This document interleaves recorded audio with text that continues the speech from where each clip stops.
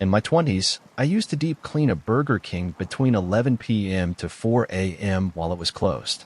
After my shift, I'd either head north and stop at Circle K on my way to another job, or head west to an Exxon to grab a cup of coffee to help keep me up so I could regulate my schedule.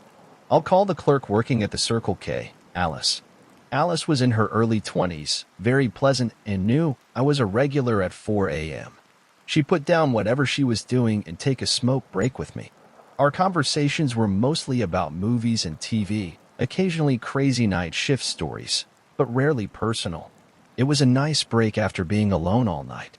Now on days that I didn't go to my other job, I'd head to Exxon on my way home, where the clerk, whom I'll call Bob, would also stop what he was doing and join me for an early morning smoke. Bob was in his mid-20s, and we would talk mostly about sports and music. Now and then his buddies would be there as well. It passed the time before the sun would rise and people would be out and about. One night, I finished my Burger King job early and headed to the Circle K to chit-chat with Alice before my other job. As I was coming up to her gas station, I saw the parking lot roped off in yellow tape and several police cars in the lot. My heart sank as I headed to work. Later on that morning, I heard it on the news. It was awful. Alice had been murdered. She was shot in the back of her head. The murderer emptied the register and took the surveillance tapes that were recording at that time and left her in the back office. Police had no leads. After my shift that following night, I headed over to Exxon before going home. Bob asked me if I heard the news about the Circle K clerk. We were both in shock that something like that took place in our sleepy, southern town. We discussed how we'd deal with an intruder if our stores were attacked. It makes you take a step back and realize how quick it can all end. The Circle K was up and running a day after the murder. Things were starting to become complacent again in a short manner of time. For a couple of weeks, there were no leads. I'm sure I was recorded on earlier surveillance tapes, so I was waiting to get called, but never did. Even though I stopped going to Circle K, I'd still visit Bob at Exxon and we'd carry on as usual. About a month later, the news reported that they had found the murderer. They had a shot of 3 guys in handcuffs against the back of the police cruiser. One by one, they showed their faces. The first one looked familiar, but couldn't recognize him. The second one appeared, and I couldn't place him either. That's when I saw the third guy. My jaw dropped. How could it be? And there he was on my TV screen. Bob. All this time had passed, and I was alone with this guy discussing this murder for weeks, and that he was the man that did it. Man, I was duped. Bob confessed to the police. It turns out that Bob and Alice had been dating when she called it off because he didn't give her space. On his days off, he'd sit in the Circle K parking lot watching her, and if he was working, one of his buddies did it for him. As I suspected, I wasn't the only one she'd have a smoke break with. There were other customers who enjoyed chatting with her. Bob lost it one night after one of these smoke breaks and killed her. His buddies were the watchouts. He got caught by showing off the recordings of the surveillance camera and telling people that he made a movie and how realistic the murder looked. In the end, they all had their day in court, the details revealed, and each of them went to prison. Bob was placed on death row and was eventually executed.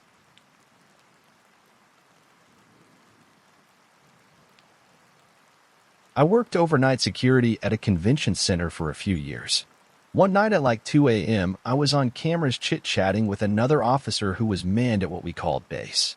I had 2 other guys and my supervisor out on patrol. I saw a homeless dude go up our outdoor elevator to a public terrace and was keeping an eye on him. No big deal. He goes to a corner just out of reach of our cameras, a corner known to us for people to usually catch a quick nap in. I call on the radio to our nearest patrol officer, whom was also patrolling with my supervisor, that this guy was hanging out here doing whatever. They casually start walking towards the area. Upon their arrival to the scene, next thing I know, on another camera directly below this terrace corner, like 50 feet below, also right outside our office, I see a body drop straight down and land on their legs, collapsing to the ground. I quickly stand up from my chair, and I started panicking. I grabbed the first aid kit and ran out of the office to go outside. My other officer on base jumps on the phone and calls 911. My supervisor says, "Base, call 911. We're already on it. I'm the first one there, and this homeless man was writhing in pain. He had shattered bones protruding from his ankles. bleeding from the mouth, trying to mumble what happened. He manages to roll over, and I see his hands are also messed up, more bones protruding from his wrists. I don't dare touch him, and I doubted my first aid kit would have helped at all. My supervisor and other officer come running down the stairs to the scene. Apparently, when they arrived to the original scene on the terrace in my camera's blind spot, the guy was sitting on the ledge with the 50-foot drop directly below him. My supervisor yells, "Hey, get down from there." And the homeless dude just lifts himself up and drops, not a word spoken. First responders arrive and take him to the hospital. I, of course, had to write the report and review the video of the incident. A cop comes an hour later and shares his condition that he survived but will most likely never walk again. No major internal organ damage. Now for the major coincidence. A few days later, I get a new roommate who brings his girlfriend over. We're all hanging out, talking, drinking. I share that I work security at so-and-so, and the new roommate's girlfriend says, "Oh, didn't you guys just have a homeless man fall off your terrace and almost die?" How'd she know that? There was no media coverage. She wasn't there. Apparently, she was the godmother of his children, best friends with the mother. She shares that he was a homeless alcoholic junkie that constantly fought with the police and was in and out of jail multiple times. She got the call that he attempted suicide and rushed with the mother to the hospital to see him. She shared his conditions with me and that he was in critical condition but expected to survive. Her and my roommate shortly broke up, and I never saw her again.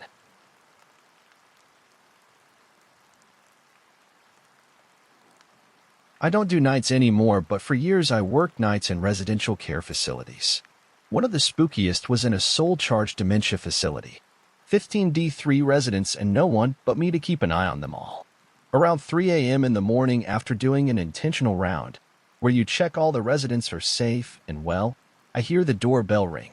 I get a sudden wave of goosebumps because this is a secure facility and it's the middle of the night. I go and look at the window. There is no one there. I blow it off as being a hallucination. 10 minutes later, it rings again. I'm freaked out at this point. I go back to the window and check again. No one there, but I look across the street and a strange car is parked there.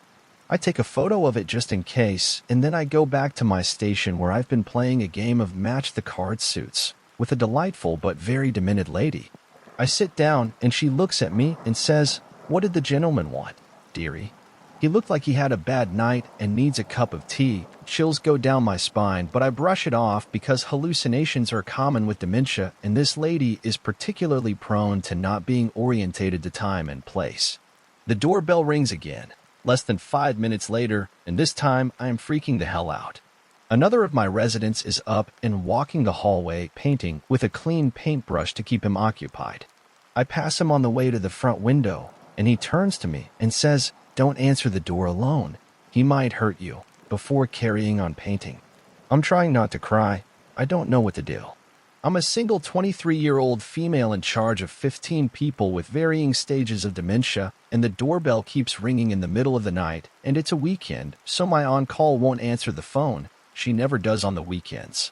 I look out the window and see the same car as before, and as I'm looking around, I see a shadow move in front of the door and a person walks around the corner and then looks straight in the window next to me. We make eye contact and I scream. My residents start freaking out. I'm freaking out and the guy just bolts. I call the police. They turn up. It's chaos because I have 15 residents who have all been woken by the commotion and now have 2 police officers in their space. My on-call isn't answering her phone and I'm struggling to deal with the whole situation. Eventually, after many cups of tea and Milo and 2 lots of PRN meds for the more challenging residents, we're mostly settled. It's now 7 a.m. and the handover shift arrives of a nurse and a caregiver. I tell them what happens and they tell me that there was a woman down the road whose house was broken into and she was attacked in her bed by a drug seeker who ransacked her house looking for drugs. I have an internal meltdown because we have drugs in the cupboard in the med room. Good drugs too. Morphine, methadone, fentanyl, etc. I can't help but wonder if he was intentionally looking for us and just took the next best option.